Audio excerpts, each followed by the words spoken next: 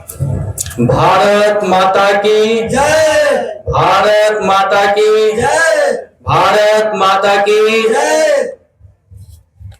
जब आपके पास हमारी यह वीडियो पहुंच ही गई है तो क्या आप हमारे कुछ प्रश्नों का उत्तर दे सकते हैं?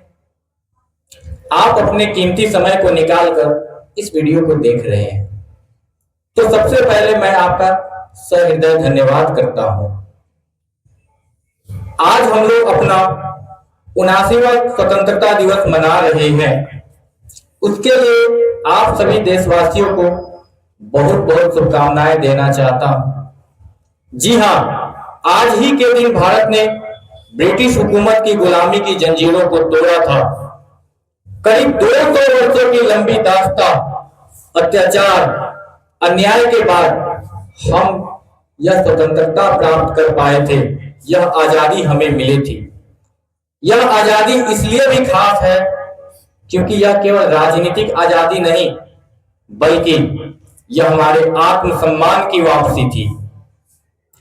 यह उस भारत की वापसी थी जो कभी सोने की चिड़िया कहलाती थी। आज हम जहां खड़े हैं, जहां खुली हवा में सांस ले रहे हैं और जहां चैन की नींद सो पा रहे हैं, यह सब उन्हीं स्वतंत्रता सेनानियों की वजह से हो पाया है जिन्होंने अपने प्राणों की आहुति दी थी। महात्मा गांधी, सुभाष चंद्र बोस, भगत सिंह, सुखदेव, राजगुरु, चंद्रशेखर आजाद, न जाने कितने स्वतंत्रता सेनानियों ने हमारे आजादी के लिए अपने प्राणों की आहुति दी थी। आज वह दिन है दोस्तों, आज हम उन्हें याद करेंगे। ऐसे वीर पुरुषों की गाथाओं अपने आने वाली पीढ़ियों को बताएंगे। आज यह दिन है, हम सब कोई मिलकर एकजुट होकर भारत माता की जयकारा लगाएंगे और हमारे तमाम स्वतंत्रता सेनानियों को याद करेंगे। किंतु कुछ सवाल भी है आपसे। आज हम आजाद भारत में जी तो रहे हैं, हमारे पास संविधान है, मतदान का अधिकार है, बोलने की स्वतंत्रता है, शिक्षा है, रोजगार के अवसर है। क्या यही सब कुछ होता है? नहीं, क्योंकि आजादी सिर्फ हमारा अधिकार नहीं है, यह हमारी जिम्मेदारी भी है।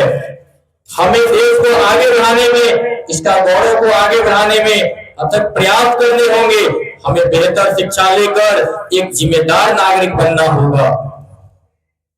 आजादी के 78 साल बीत चुके हैं। इन 78 सालों के बाद कुछ ऐसे सवाल हैं हमारे सामने जो हमें कुछ सोचने पर मजबूर कर देते हैं दोस्तों। क्या सच में भारत अब मानवता से बड़ी जाति, धर्म और मजहब हो गया? क्या सच में हम किसी की काबिलियत को उसके जाति के आधार पर दबा देते हैं?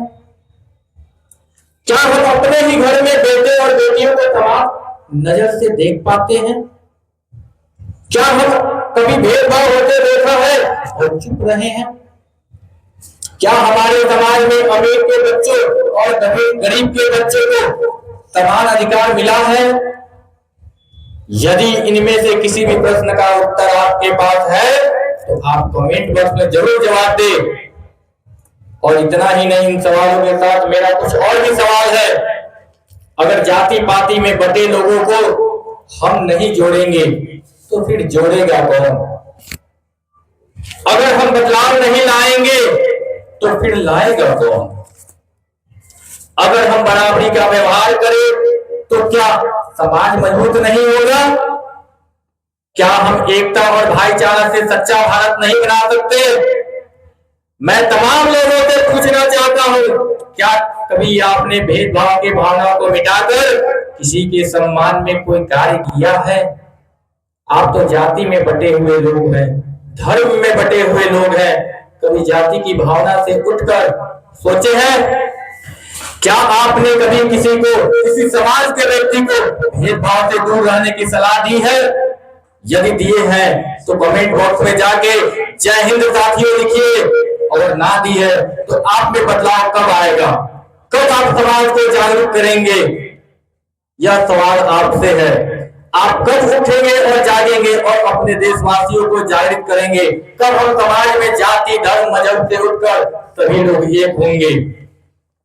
और अंत में जाते जाते मैं यह इतना कहना चाहता हूं कि हम सभी मिलकर राष्ट्र के लिए इस शुभ दिन पर संकल्प ले कि भ्रष्टाचार, भेदभाव, आलस को त्याग कर हम ईमानदारी, मेहनत और भाईचारा से देश का विकास को नई नई ऊंचाइयों तक ले जाए। आज के दिन केवल तिरंगा फहराने का दिन नहीं है दोस्तों, या जिलेबी बांटने का केवल दिन नहीं है। आज का दिन हमारे अतीत को जानने का दिन है, हमारे अतीत को गर्व करने का दिन है, वर्तमान को देखने का समझने का दिन है और भविष्य को सुधार करने का संवारने का दिन है। दोस्तों, जब तक भारत का नाम रहेगा तब तक हम आजादी के सिपाही बनकर इस देश का मान बढ़ाते रहेंगे और अपने प्राणों की चिंता न करके इस देश के आत्म सम्मान को गिरवी होने नहीं देंगे।